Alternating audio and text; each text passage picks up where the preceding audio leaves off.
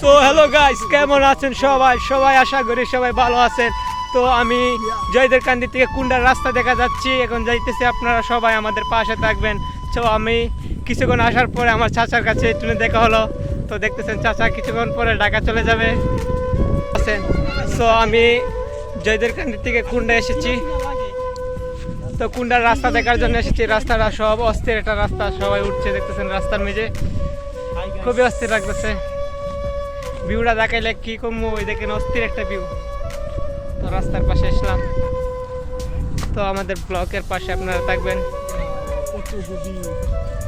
অস্থির একটা ভিউ নিলাম,